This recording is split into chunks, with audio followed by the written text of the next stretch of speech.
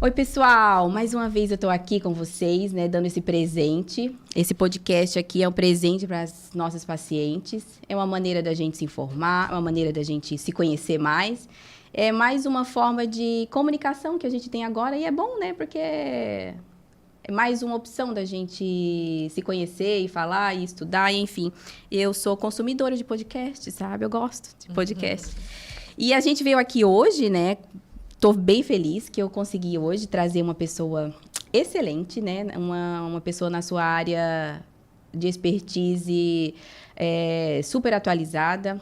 Talvez uma das melhores aqui da cidade. Talvez não, com certeza. E ela veio hoje para a gente aproveitar bastante. Hoje mais cedo eu falei que eu ia aprender muito e vou aprender mesmo. E a gente veio aqui trazendo ela, que ela é médica, mulher, mãe, especialista em gastroenterologista.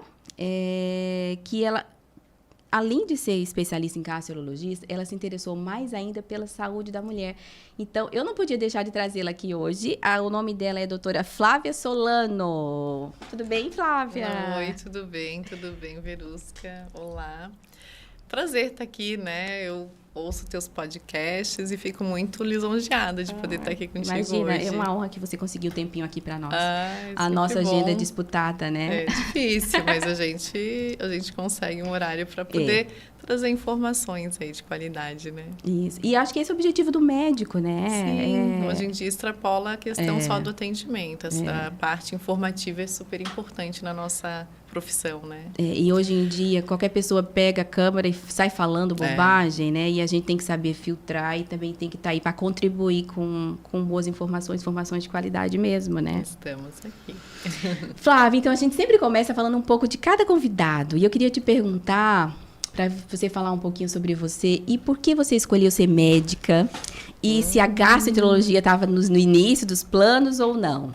Acho que não, né? Não, houve uma mudança de planos. Conta aqui um pouquinho para nós. Na verdade, eu resolvi ser médica já bem jovem, quando eu acompanhava minha avó com uma doença... tu tinha médica da família? Não, eu acompanhava minha avó com uma doença cardiológica. Olha então, minha só. avó era paciente, sempre muito doente, ia muito em médicos, vivia em hospitais. E eu sempre com uma relação muito estreita com ela.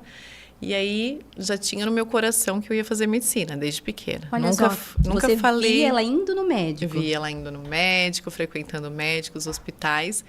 E aí, isso, de alguma forma, acabou me influenciando, provavelmente. Porque desde pequena, eu sempre quis ser médica. Olha não só. tenho nenhum médico na família, não tenho nenhuma referência, exato.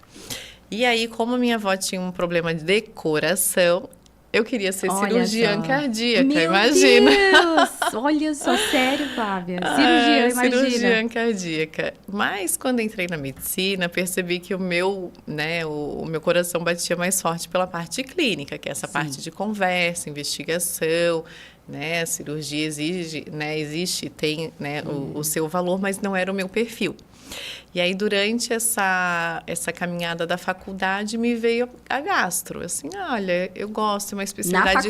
Na faculdade? Olha, eu imaginei que era só depois da... Porque tu fez residência de clínica Fiz residência antes, de clínica, mas quando eu entrei na clínica, eu já queria gastro. Ai, olha que bom. Daí eu já assim, lá pelo... quarto, quinto ano, eu decidi que ia ser gastro. Por um lado é bom saber, porque você já direciona, né? Direciono. E a parte de gastro tem parte de consultório, tem parte de procedimento, tem parte hospitalar. Então, eu achei uma especialidade, assim, bem diversificada. E completa, né? Completa, hoje em dia. Aí fui lá na caminhada da gastro. Primeiro, né, atendi a parte de gastro geral, fígado, refluxo, estômago, pâncreas, o que aparecesse. E aí, por volta ali de 2019, 2020, comecei a direcionar os meus estudos para a parte de intestino. E aí foi uma crescente, porque aí você se hoje achou, né, eu me encontrei, realmente me encontrei e meu coração bate na gastro pelo intestino, com certeza. Que bom, né? Que aí a gente agradece, né? Porque, assim, realmente essa medicina de hoje não tá fácil, né? Nem o início e às vezes depois que a gente acaba, a gente fica, assim, cada vez mais, né? Indecisa, né? Quando a gente acha uma coisa e tem certeza do que é aquilo, é bom, né? Porque o nosso trabalho não é fácil, né? A Flávia é casada, tem filhos, e a gente fica numa eterna não digo dúvida, mas uma eterna, assim, culpa, né? Se a gente tá no trabalho, a gente quer ficar em casa. Se a gente tá... E o nosso trabalho não é leve, né? Não é superficial. Não, a gente tem que estar de corpo e alma, tem né? uma carga horária puxada, ainda trabalho na parte hospitalar, tem o consultório, tem o terceiro turno de casa. Sempre, né? E eu sempre digo assim, que uma mulher médica, assim, a gente tem que valorizar, e às vezes também dar alguns descontos, né? Nem sempre a gente tá super bonita, super, né? Tem paciente que olha a unha, que olha o sapato, né? Às vezes a gente não consegue responder no horário, na hora. Às vezes a gente chega atrasado, né? Não é fácil ser mãe, médica e mulher. Importante a empatia, com verdade. certeza. E aí, eu acho que em relação à medicina, pelo menos, a gente vai evoluindo com o passar do tempo, né? Na minha parte de ginecologia, eu fui, não digo envelhecendo com as minhas pacientes, mas evoluindo com as minhas pacientes, né? Já teve um momento que eu estava muito obstetrícia, muito pré-natal de alto risco, né? E agora chegou um momento, assim, que me encanta nesse período que eu tô, acho que, claro, por um bom motivo, né? De transição de menopausa, né? Da pós-menopausa. É fato que as mulheres estão envelhecendo. Exato, né? Esse aumento da expectativa de vida faz com que a gente tenha também olhar nessa nova faixa etária. Extremamente importante, né? A gente vai viver cada vez mais e cada vez mais quer viver com qualidade. E cada vez melhor. A medicina, graças a Deus, da prevenção só evolui, né? Essa medicina integrativa, essa medicina da preservação da saúde, né? E saber que a gente vai passar para essa melhor fase de pós-menopausa, né? Com uma melhor qualidade, é o que realmente me interessa, né? E é impossível falar nessa transição de pré-menopausa, de transição menopausal, de pós-menopausa, sem a gente se importar com as mudanças que acontecem no corpo, né? Com as nossas mudanças que são, às vezes, evidentes, às vezes a gente nem consegue direcionar se é só da menopausa ou não, né? Muitas mulheres ficam em dúvida, o que é que está acontecendo comigo, né? E o intestino, realmente, o que a gente come, hoje em dia, é essencial a gente entender o que acontece, né? Então, a gente decidiu hoje falar sobre a mulher nessa melhor idade aí, nessa transição de menopausa, particularmente em relação ao intestino, né? Perfeito. Então, a gente vai começar aqui, você comentando, nessa fase, né, depois dos 40 anos, 40 e poucos anos, as mudanças, assim, que mais as pacientes queixam, e por que acontecem essas mudanças, assim, em relação ao intestino e a mulher na pós-menopausa. Que maravilha. Então, é interessante, né? Eu estava aqui relembrando, quando eu estava conversando contigo, sobre a questão do intestino, o que me fez brilhar os olhos com ele. Primeiro foi a interação dele com diversas áreas, com a ginecologia, com a endócrina, com a parte neurológica, psiquiátrica, com a parte digestiva, obviamente. Então, ele tem, né, uma interação com diversas áreas da medicina. Com todos os sistemas, né, Com todos Flávia? os sistemas. Eu falo, é como se fosse, assim, a base da nossa casinha. A gente tem que deixar ela bem arrumadinha. Isso. Senão acaba tendo reflexos, né, de saúde em outros locais. E aí, na questão da menopausa, o que eu venho observando no consultório, né, com mais frequência? Com certeza, nesse período, a gente vem notando um aumento das queixas em relação à alteração de hábito intestinal. Então, o paciente queixa de constipação, o paciente queixa de, às vezes, diarreia, mas é mais frequente até a constipação. O paciente diminui ali a frequência evacuatória, ou às vezes fica com maior ressecamento, às vezes até faz cocô todo dia, mas é aquele cocô mais ressecado, que a gente sabe que tem características de constipação. Muitas outras queixas assim relacionadas à parte digestiva, tipo inchaço, estufamento, aumento de gases. Então, são queixas muito comuns. Às vezes, um refluxo começa a surgir também, várias sensibilidades alimentares. Então, até os 30 e tantos anos, o paciente, geralmente, né, a mulher, né, nessa faixa etária, pode comer de tudo, não sente nada, e começa ali, bate os nossos 40 e tantos, e a gente começa assim, a perceber. Eu não me reconheço mais, né? Está acontecendo alguma coisa e eu não sou mais eu, né? Exato, às vezes uma digestão mais lenta, às vezes intolerância mesmo, aumenta a incidência ali pelo menos de diagnóstico diagnóstico da intolerância à lactose, às vezes uma sensibilidade ao glúten, ou às vezes até doença celíaca, que a gente não pode esquecer que tem Pode acontecer o diagnóstico. Exato, depois dos 60 anos, a gente tem 20% dos diagnósticos depois dos 60 anos. Então, não é pouco, né? Já aproveitando sobre as intolerâncias, a gente adquire uma intolerância, então, Flávia, é verdade que a gente... Porque muita gente fala assim, eu sempre comi leite, eu sempre comi pão e nunca tive nada, né? Exato. Então, a gente adquire essas intolerâncias, né? Essa fala, ela está correta. Na maioria das pessoas, a gente adquire mesmo. Ela é uma intolerância que, às vezes, você nasce com predisposições genéticas, mas que elas vão ser ativadas, essas predisposições, elas vão começar a aparecer na idade adulta. Olha só. Tá? E aí, depois dos 40, depois dos 50? Geralmente depois dos 40, 50. E o fato da gente ter essa questão da menopausa, o declínio dos hormônios, né? A flutuação hormonal, né? Exato. Que antes da pós-menopausa em si, vem a perimenopausa, que às vezes essa transição bagunça, né? É pior do que o pós, é mais difícil de ajustar, né? Não porque os hormônios caem, mas porque eles flutuam, né? Ora ele está lá em cima, ora está lá embaixo, estradiol principalmente, né? Aí muda tudo. Não é só o humor, mas a parte intestinal também. Então, aumenta essa percepção e também acontece os diagnósticos das sensibilidades e intolerâncias. Aí a gente fala de lactose, fala de glúten. A queixa principal é assim, tipo, eu vou comer um feijãozinho que eu sempre comi, agora parece que eu destendo. Vou comer como um pouquinho, parece que eu comi a panela toda. Isso, aí né? começa aquelas sensibilidades aos FODMAPs, que são um tipo de carboidrato que é presente assim, em alguns alimentos que são mais de causar fermentação, formação de gases. Temos intolerância à histamina também, que são alimentos que são ricos nessa substância que pode desencadear sintomas digestivos, como dor abdominal, alteração de hábito intestinal, até diarreia. Então, assim, é uma gama bem grande de alterações que pode acontecer. A maioria das vezes a gente tem predisposições e elas vão aparecendo conforme o estímulo, né? Hormonal, ambiental. Tem a ver com a quantidade, Flávia? Por exemplo, uma pessoa que come muita pizza, assim, um dia chega e fica intolerante ao glúten? Não tem a ver com a quantidade. Não tem uma relação com isso, Uhum. né? De tipo, sobrecarreguei. Não, né? Ou às vezes o paciente pode pensar assim, eu deixei de comer e agora fiquei intolerante. Isso, muita gente fala isso, né?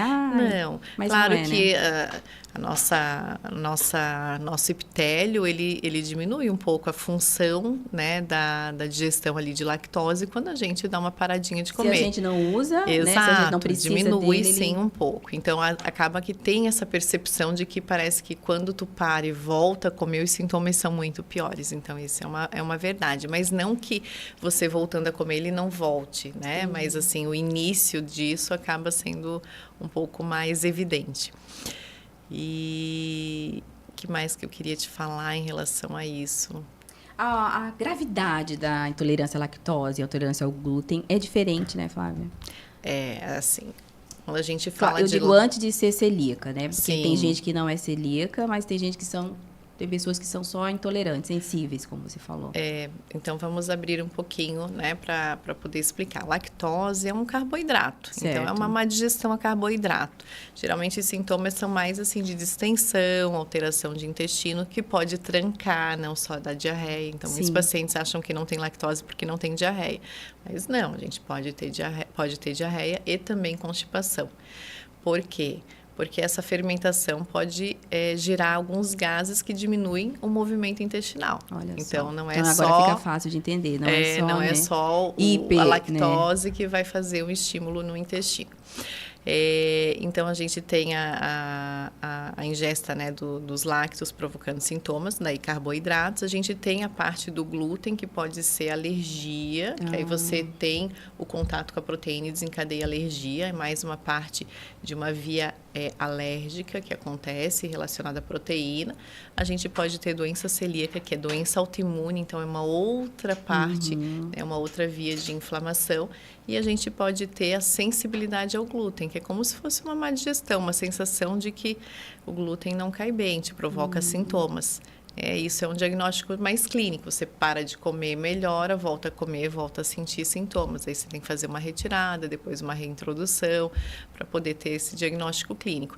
E às vezes é uma bagunça, eu falo, é a tal da desbiose. Então, às vezes está tão bagunçado o intestino que não é só o glúten. É o glúten, é a lactose, é o feijão, é a couve, às vezes tem paciente que fala cebola assim, até e água. alho, cebola e alho também tem muita queixa em relação a cebola e alho. Tem, por causa dos FODMAPs, são FODMAPs, né? Que são esses carboidratos que fermentam, né? A gente tem uma lista enorme, né? De frutas até, né? Maçã, pera, melancia, que tem esse carboidrato que pode causar distensão, fermentação. E a gente, às vezes, come um combinado de comidas que tenham isso. Se fosse só uma cebola, mas às vezes a cebola, mas no almoço tem junto ali um vegetal, tem junto difícil, um feijão. Até fruta, né, gente? Nossa, tá até fruta. Difícil, né? Mas temos os substitutos sem FODMAP. Mas lembrando, sempre que tem muita restrição, é uma situação que a gente precisa verificar. Não é normal a gente ter tanta restrição, não é uma coisa que a gente tem que se habituar a sair cortando tudo, porque é um sinal de que alguma coisa está desequilibrada, de que alguma coisa está errada. Então, esse é um alerta que fica, tá? Não adianta só cortar. Uma dieta restritiva não é saudável. Né? Então, quando a gente fala de bactérias no intestino, de microbioma, que é a nossa flora intestinal, quando a gente fala de desbiose ou saúde intestinal, ter uma alimentação bem variada é o que é o que a gente né? mais quer. É o equilíbrio, né? Isso, se a gente precisa fazer uma restrição, que às vezes tem alguns pacientes que precisam, o ideal é que essa restrição seja muito pontual e por um curto período de tempo. A não ser que você tenha uma doença celíaca, que você vai retirar especificamente, né, o glúten, e os alimentos que contêm glúten para o resto da vida. Ou se você tem uma intolerância à lactose, você pode manejar, dependendo do grau de intolerância, com a retirada, a substituição com outros tipos de proteína, de alternativas, ou até usar um zero lactose, usar uma enzima, daí você vai observando conforme o teu grau de intolerância. Por isso que muita gente fala, antigamente não existiam essas doenças, mas é porque não se estudava, né, Flávia? Antigamente, acho que hoje, né? é bem isso. Exato, Verusca. Acho que foi num ponto certo. Né? A gente hoje faz mais diagnóstico, então as doenças estão muito mais difundidas, o acesso também aos exames é muito mais fácil. E também acreditamos que a incidência, né, a quantidade de pessoas tendo as doenças também tem aumentado. Provavelmente pelo nosso estilo de vida. Mais estresse, uma alimentação não tão saudável. Essa dieta nossa ocidental, eu digo assim, o brasileiro, especificamente nós brasileiros, eles têm uma relação com a comida que não é um tanto quanto... não é saudável, mas um tanto quanto...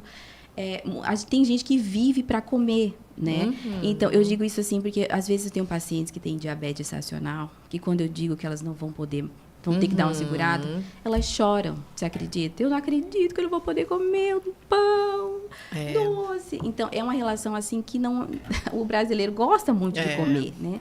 E às vezes só o fato de você saber que você não pode já cria um desespero, né? Cria. E essa máxima que o pessoal fala, a gente é o que a gente come. É uma verdade. A gente é o que a gente absorve, né, Flávia? E o intestino é totalmente responsável por isso, né? E a qualidade do que a gente come é diretamente proporcional à eficiência dessa absorção, né? Exato. Ou seja, você decide de hoje para amanhã, né? Por exemplo, uma diabetes estacional. De hoje para amanhã eu vou parar de comer. Mas, às vezes, não é, assim, 100% eficaz, né? O que eu quero dizer é o seguinte, que é uma construção, né? Porque você passou a vida inteira comendo açúcar. Exato. E amanhã você vai parar de comer. Não quer dizer que você vai mudar todo o seu metabolismo, né?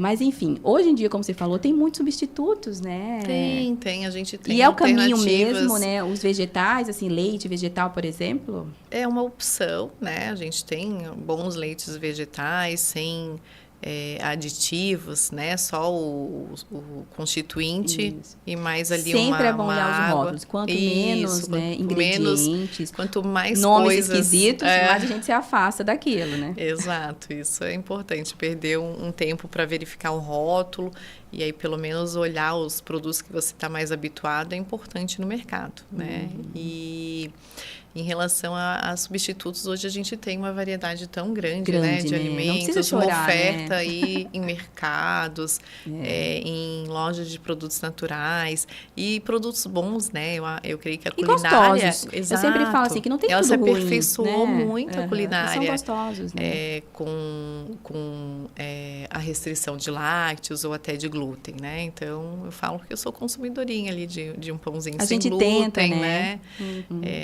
Então, acabo provando, sim, e hoje tem bastante sabor, sim. Muita gente confunde, né? Por exemplo, intolerância ao glúten, restrição ao glúten, lactose, com dieta restritiva para emagrecimento. Muitas vezes, Flávia, me corrija se eu estiver correta, os produtos sem lactose, às vezes, são mais calóricos do que com lactose. Não é verdade isso? Exato. Muita gente já tem essa confusão, porque sem lactose é baixa caloria, o e não sem são, glúten, né? acha que sem glúten é saudável, o que não é uma verdade. Olha só, né? muito sem importante glúten isso. é sem uma proteína específica. Aí você vê sem glúten um monte de coisa no mercado, tudo industrializado e com muito carboidrato. Olha então, eles substituem para ficar gostoso, né? Exato. Aí tem muitos produtos, tem muitos estudos que mostram exatamente isso. Que se você não tiver um equilíbrio nessa troca de dieta, principalmente com a questão mais assim... de moda até, né? Muita gente fazendo uma dieta, às vezes sem orientação, sem uma investigação correta. Sem acompanhamento nutricional, sem acompanhamento. Né? E aí a gente vê essa dieta sendo feita sem glúten, achando que está saudável e não está. Às vezes está sem cereais, sem vegetais, está com alta carga de carboidrato, então não é tão interessante. Por isso o acompanhamento multidisciplinar é essencial. Super importante. Né? A gente às vezes... eu sei como é que eu devo fazer, mas não sabe, né? A gente tem que acompanhar todos os pilares, né, da longevidade, da nossa saúde. Exato. Você comentou um pouquinho sobre disbiose, né, Flávia? Esse nome está cada vez mais comum na nossa rotina, né? Explica para nós o que é disbiose por si só. Todo mundo, eu creio que é importante saber, né? As especialidades médicas e também os pacientes que hoje em dia procuram conteúdo.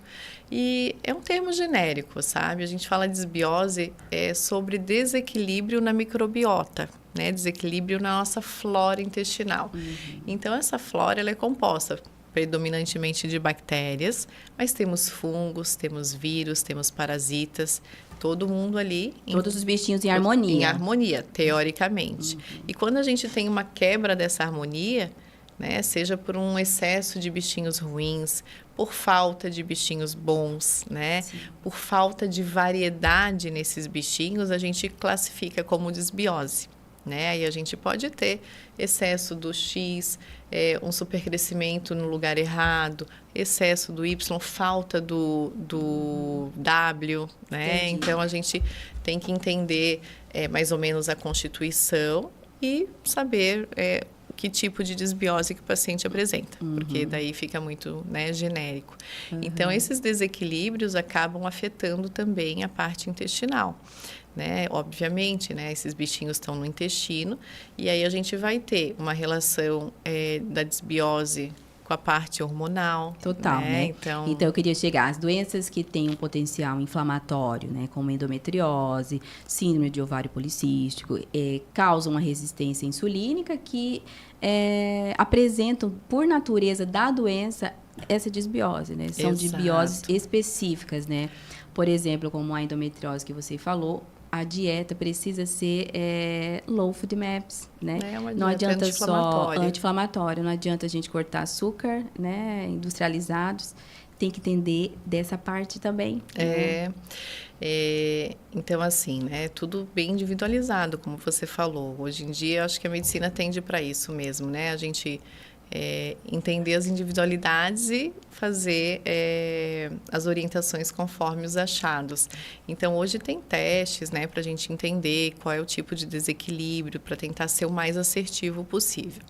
Claro que o que acontece na questão dessas doenças que você citou, né? Endometriose e o ovário policístico. São doenças que a gente tem como se fosse um excesso de produção de estrogênio.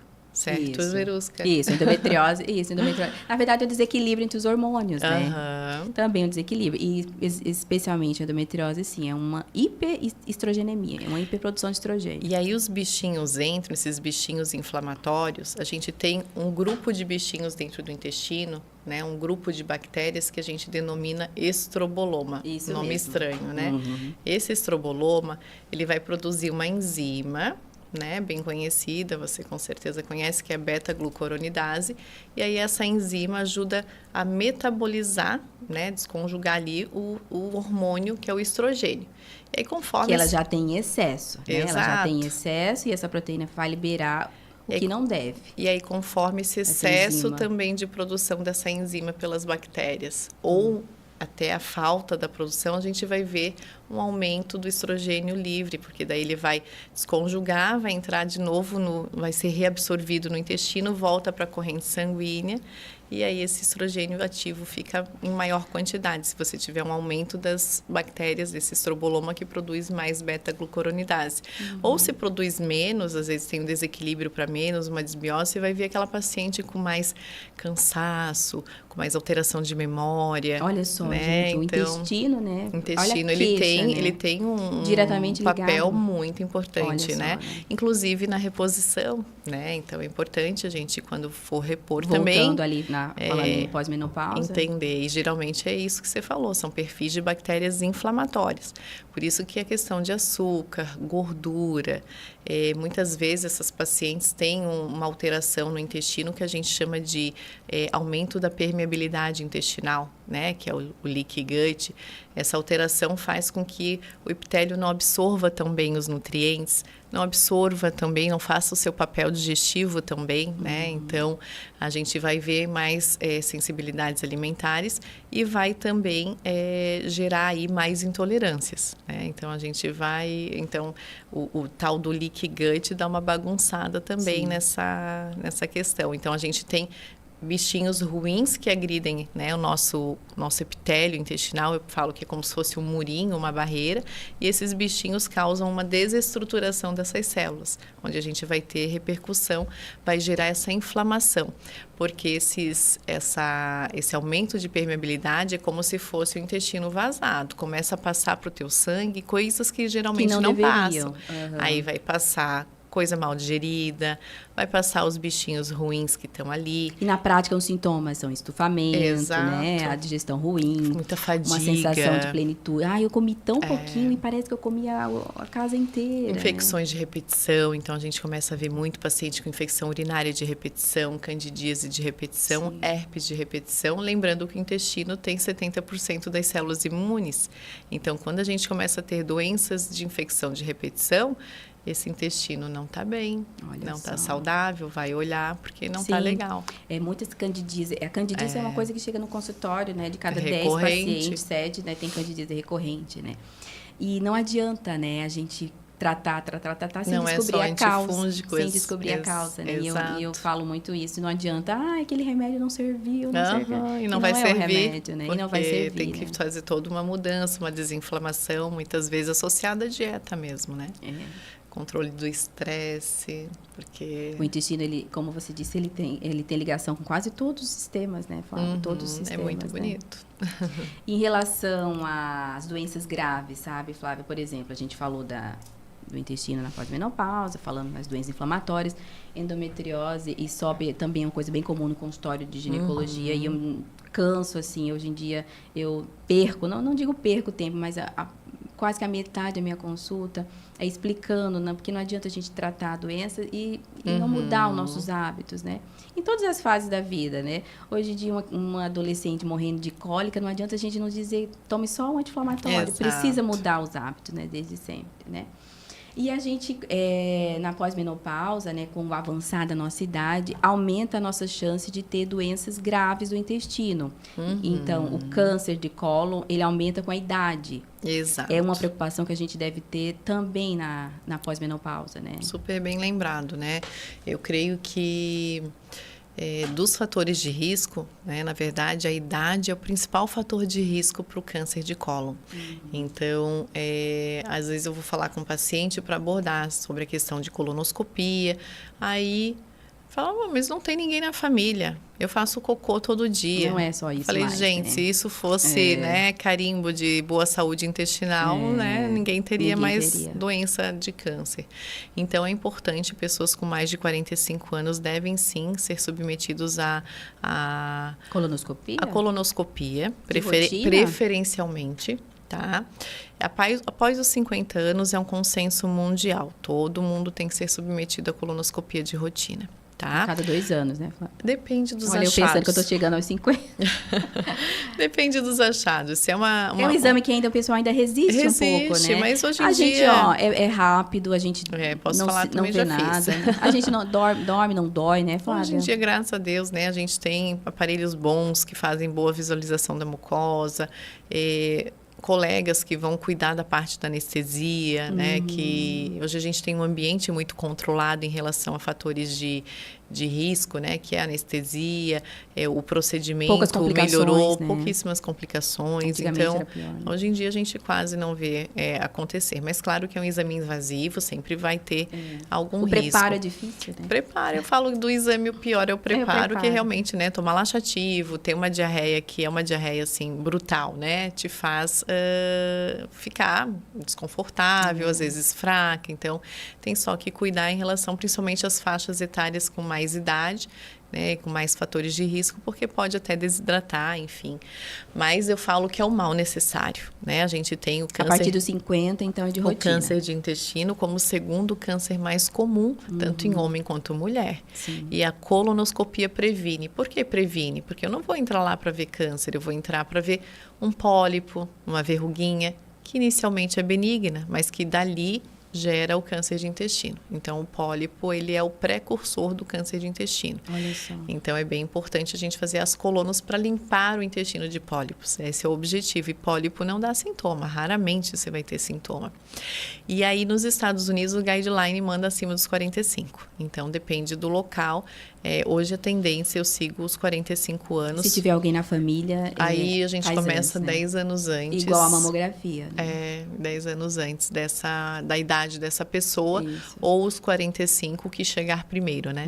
Então, a gente antecipa essa investigação. Mas anual ou a cada 2 anos? Depende. Por exemplo, se não tiver pólipos, a gente pode esperar 5 anos. Nunca é receita de bolo, né? A gente avalia se cada tiver paciente, pólipo, né? depende do tipo do pólipo. Daí, a gente geralmente pede para repetir entre 2 a 3 anos. Depende do número de pólipos. Então, do grau que a gente fala de displasia. Então, é importante só verificar os achados para poder estipular, né?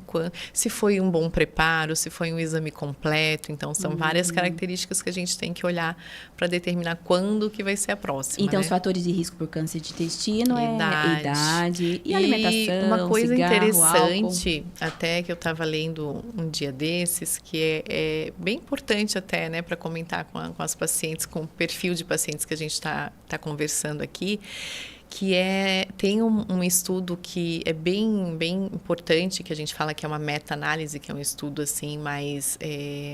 Com alto nível de evidência, Isso, exato, um estudo confiável, né? Que mostrou a reposição de estrogênio como um fator de redução na incidência de câncer de intestino. Olha só. Então, é bem importante a reposição hormonal, além, né, como a Verusca fala muito, né, dos diversos benefícios na saúde óssea, muscular, memória, enfim. Cardiovascular. Cardiovascular também, né? Olha, a parte de intestino, com certeza, pode acrescentar aí, porque é super importante. Não, e é mesmo, né? Graças a Deus as evidências estão, como eu falei assim no início, a medicina hoje está crescendo, investindo na saúde, né? A manutenção da nossa saúde é o melhor caminho, né? E é inegável, né, que a reposição dos nossos hormônios de maneira correta. Exato, do jeito que tem sido feito, né? De maneira correta, hoje, né, nas doses corretas, né? De forma individualizada, né? Reduz a mortalidade da mulher por qualquer motivo, né? E o câncer de intestino agora, mais uma coisa que a gente sabe com certeza, né? E então, chegando aí nessas parte aí da prevenção, o que fazer para a gente prevenir todas essas doenças? Pólipo, e que você comentou de pólipo de vertículo, Flávia, eles também são genéticos, hereditários? Tem uma correlação, né, muito com os nossos hábitos, né? Tudo, então, né? se come mais carne vermelha, se tem uma dieta com menos ingesta de fibra, se tem sedentarismo, se tem aumento de peso. Então, a idade é um fator que ninguém controla. A genética também. Mas isso, assim, vamos botar, representa uma porcentagem da situação. Tem uma outra questão toda, que é ambiental e dos nossos hábitos. A epigenética hoje em dia, né? Exato. Né? O gatilho, né? A gente tem lá a bala, mas só vai atirar se a gente puxar o gatilho, Exato. Né? E esses hábitos aí que previnem as doenças mais graves são, sem dúvida, aquilo que a gente escuta todos os dias, né? Que eu falo assim, paciente não é difícil, né? Porque é cardiologista, é a ginecologista, é o gastro, é o endócrino, é todo mundo falando a mesma língua, né? Então, a atividade física é primordial. Não tem jeito né? de escapar desse... A gente precisa fazer, mesmo gostando ou gostando, isso faz parte de uma... É inegável, é inegociável a atividade física. Né? Com certeza. Então, a atividade física faz bem também para a gente aumentar a diversidade dos bichinhos, diminuir o índice de desbiose, então é bem importante. Alimentação, né? Quando a gente fala de alimentação, diminuir essa ingesta de açúcares, né? Refinados, que a gente tem bastante. Carboidratos simples. Os carboidratos simples, né? Dá preferência para os carboidratos mais complexos, como da batata doce, do feijão, de mais uma natural abóbora, possível, mais né? natural, diminuir os industrializados, a ingesta de gordura animal, né? A gente é muito do embutido ainda, né? Muito de botar aí um presunto. Pacotes e pacotes, E né? muitos pacotes, com certeza, né? Então, é uma alimentação com perfil, como você falou, mais natural, comidinha de verdade, mais saudável. E o equilíbrio, né? Não quer dizer que você não possa, né? Ir no aniversário, não possa sair, não possa comer algo, né? Nesse sentido, mas não pode ser o dia a dia, não pode ser a regra, né? A regra não pode ser a exceção. E a questão do sono, né? É bem importante. E o controle e manejo do estresse, né? A gente sabe que a parte da menopausa altera bastante, né? O estresse, essa bagunça hormonal aumenta, Sim. né? Uhum.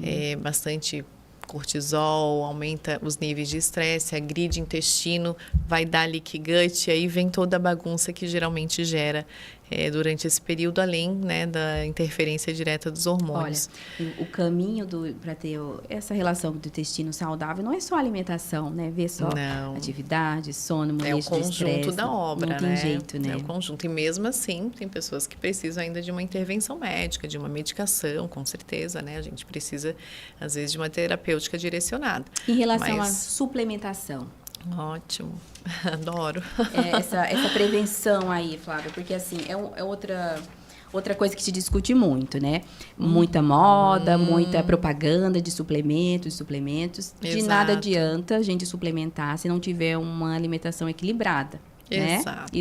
Isso aí é o básico, né? Exato. Isso, né? Já ouvi assim, eu não como fruta, mas eu tomo um polivitamínico, gente. Fruta não tem só vitamina, né? A gente tem todos, né? Tem vários compostos que não estão ali, inclusive a parte de fibras que são essenciais, que são bem importantes para a saúde do intestino, né? Uma maçã tem outros componentes além de vitamina. Então, assim, em relação à suplementação, é importante, né? É importante a gente, com o passar da idade, ou de algumas necessidades que a gente vai encontrando, a gente suplementar. Às vezes, né? É uma deficiência de vitamina específica. Às vezes dependendo da atividade, uma creatina. Às vezes é um magnésio. Um ômega 3, dependendo do paciente. Fatores de risco. Então, não tem receita de bolo, tem que avaliar individualmente. E para o intestino, a gente tem um monte de gente usando, né? Probiótico. Isso, era o que eu ia falar agora. Fala um pouquinho dos probióticos, né? Eu falo que a grande chave do sucesso são os pré-bióticos, né? Então, os pré-bióticos, eles são as fibras, de forma bem simples, que vão ajudar a alimentar as nossas bactérias boas, tá? Então, eles ajudam a formar a nossa microbiota boa. Então, você dar alimento para a tua microbiota boa e ela fica ali estabelecida na tua barriga, isso é o mais importante. Você pode ingerir probióticos, sim. Probiótico é um bichinho que vai causar algum benefício, né? na nossa saúde. Essa é a definição do probiótico. Sim. Mas os prebióticos, você manter a saúde. Exato, você vai ter esse benefício enquanto você está tomando. Entende? Então, a partir do momento que eu deixei de tomar um probiótico hoje, em 3 dias, ele já não está mais fazendo o efeito que ele era para ele fazer. E não é indicado tomar sempre e nem o mesmo, né? Não. Não tem sentido nenhum, né? A nossa vida muda tanto, é tão cíclica, né? Então, a gente não pode só ficar tomando o mesmo e tomando, será que a tua saúde intestinal tá boa a ponto desse probiótico grudar lá naquele muco que a gente tem no intestino? Não adianta você gastar um monte de probiótico, né? E comer só McDonald's, refrigerante e cuca na padaria. Teu intestino não tem nem preparo para grudar o bichinho. Ele morre, chega lá e morre. E aí não vai ter o benefício que a gente gostaria. Então, tomar por tomar, não. A gente tem muitos benefícios de probiótico com inflamação, com doenças alérgicas, na emergência na ali, parte né? diarreias agudas, com a parte neurológica, psiquiátrica, né? Tem os psicobióticos. Então, a gente tem efeitos muito bons, mas não é para todo mundo e muito menos, né, de qualquer forma, né? E sem indicação médica, né? Sem indicação. Tem gente que chega, eu tô tomando isso porque a minha irmã tomou, eu vou tomar também, olha só. Geralmente não funciona assim. Não funciona, né? Mas, claro, existe benefício. Eu falo, sou mais a favor de um probiótico natural, que está numa kombucha, que está num kefir, que de repente está no iogurte natural, que é super benéfico, né? A gente tem lactobacilos ali. Então, esse perfil de probiótico é mais interessante do que você tomar um encapsulado sem saber o que você está colocando para dentro. Olha só que interessante. Muita gente chega assim tomando. Faz 1 ano que eu estou tomando probiótico. Nossa, não. Geralmente não faz sentido, né? A gente não... São alguns perfis de pacientes que têm uma doença inflamatória intestinal, às vezes tem uma outra demanda. Psicobióticos a gente acaba, a parte de ansiedade, acaba usando por mais tempo, mas tem que entender qual é o critério, né? Excelente.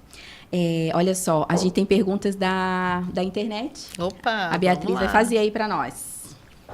Como melhorar o intestino na menopausa? Esse foi tudo que a gente conversou, né? Comer bem, né? Fazer o básico bem feito. O básico bem feito. Comida, atividade física. Se possível, fazer a reposição, né? A reposição melhor do intestino. O que mais? Qual é a relação do intestino com a queda de cabelo da mulher? Essa parte do intestino, com a queda de cabelo, a parte absortiva é bem importante. Olha, queda de cabelo na mulher é uma queixa que quase 100%, a gente nunca está satisfeita, né? As do intestino também, no meu consultório é uma queixa. Eu sempre pergunto, porque é uma queixa bem frequente. Então, existe a parte absortiva, que o intestino é responsável pela absorção dos nutrientes. Então, a gente tem...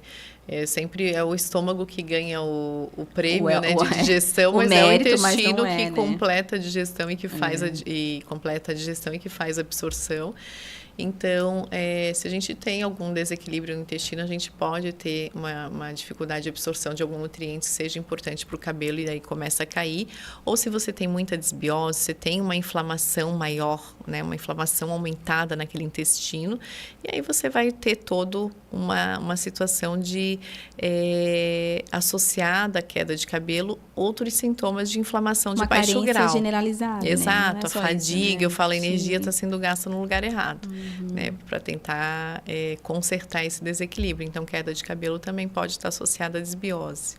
O ferro também, baixo de ferro, né? Muito ferro, B12, zinco, né? A parte de selênio, a gente vê bastante. Então, não adianta tomar só aquele remedinho que todo mundo compra na farmácia, né? Não adianta, ali né? são doses, por exemplo, ali geralmente o zinco tem 7 miligramas. Quero repor zinco, nunca vou usar menos de 20. Geralmente 30, 40, né?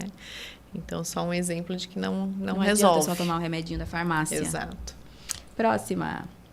Quero saber sobre a relação entre intestino e alergia alimentar.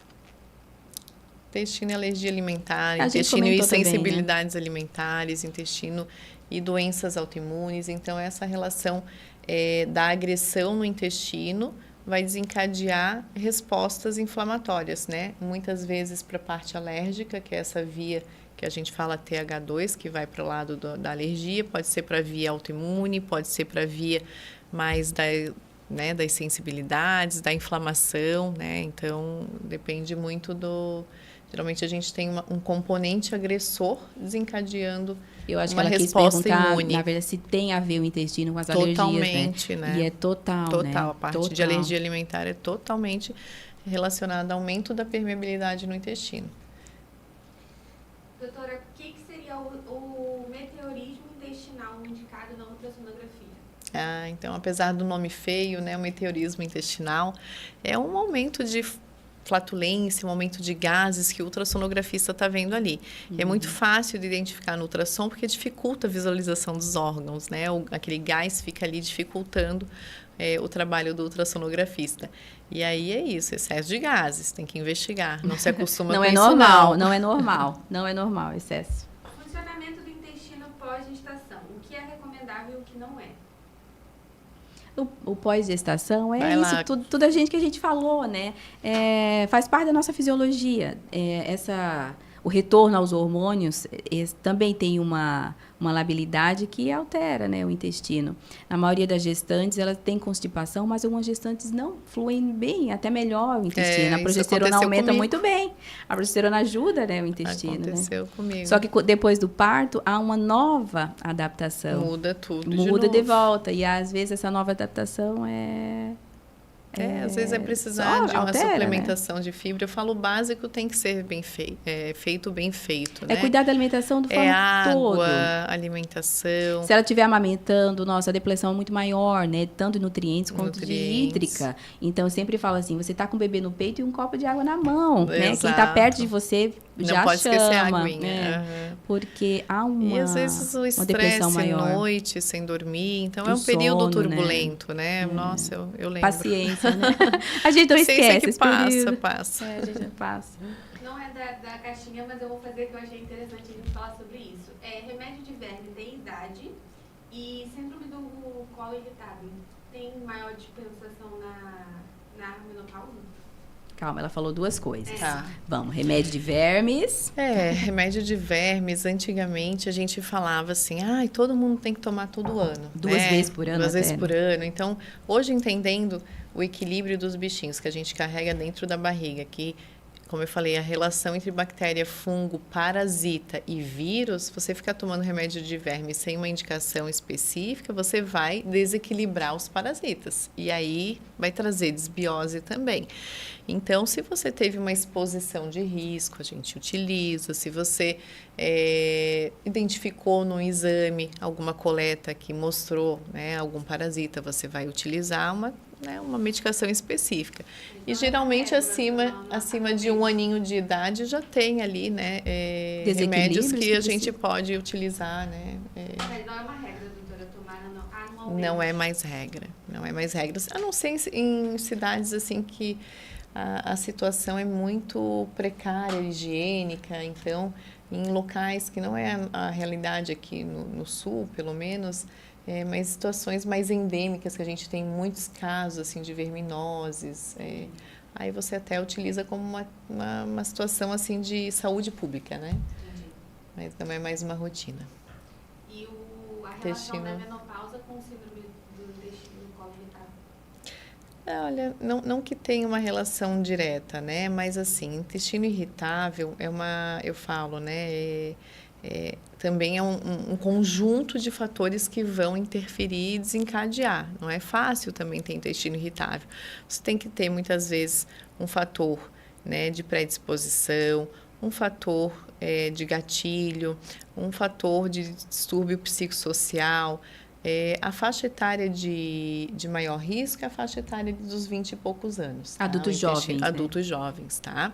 Não especificamente o mérito da menopausa, né? Isso, na menopausa a gente vê mais as intolerâncias, as alergias, as sensibilidades alimentares, as desbioses, distensão, refluxo, tá? Legal. Para terminar, Flávia, a gente sempre pede assim uma mensagem assim final. O nosso público principal são mulheres, né, na nossa faixa etária, né? Uma mensagem final, assim, para quem quer cuidar não só da saúde intestinal, mas da saúde num todo, né?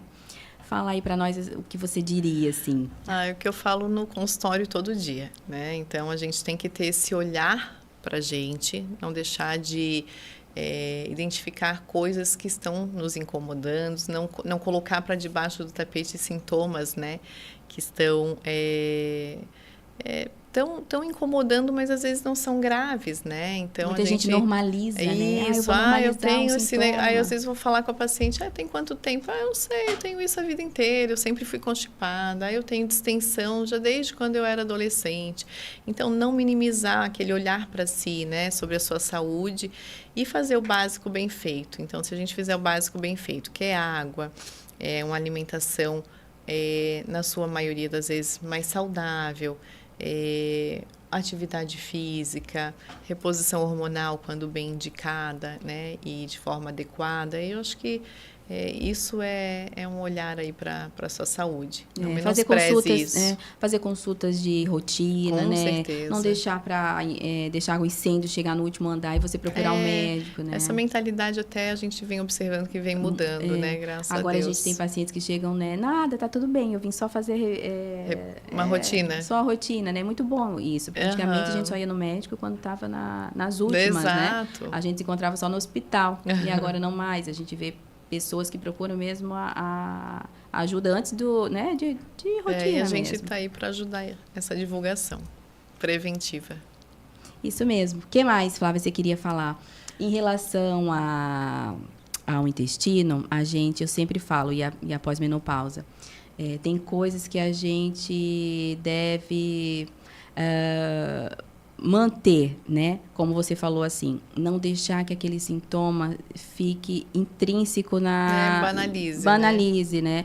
Não é normal a gente ter muito barulho na barriga, não é normal a gente expelir gases assim com frequência, né? Ter esforço evacuatório, né? Às vezes faz todo dia, mas é uma evacuação com esforço. Isso não é normal.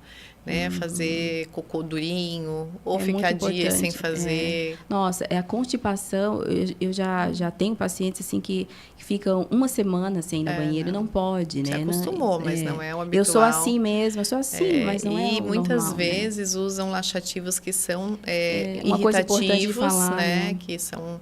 Eu só faço isso quando eu tomo laxante, não deve, né, Flávia? E aí não, porque geralmente são laxativos que machucam ali a inervação do intestino, vão causando mais dependência, então só pioram a situação. Depois, às vezes, é difícil a gente conseguir consertar. É difícil reorganizar o meio de campo, né? Gente, foi excelente, adorei a conversa, tá? Obrigada. Aproveitem, encaminhem para as amigas que precisam ouvir, né? Isso mesmo. Sigam aqui o nosso canal, que a gente está aqui para ajudar e difundir informações corretas e necessárias, né? Nem tenho como te agradecer, olha, foi maravilhoso. Aprendi um monte, eu sabia que eu aprendi um monte. Eu que agradeço o convite, obrigada de coração. Muito bom estar aqui contigo. E quem quiser pode deixar os comentários aí embaixo do vídeo que a gente vai respondendo. E não esqueçam de compartilhar e seguir o canal para mais, né?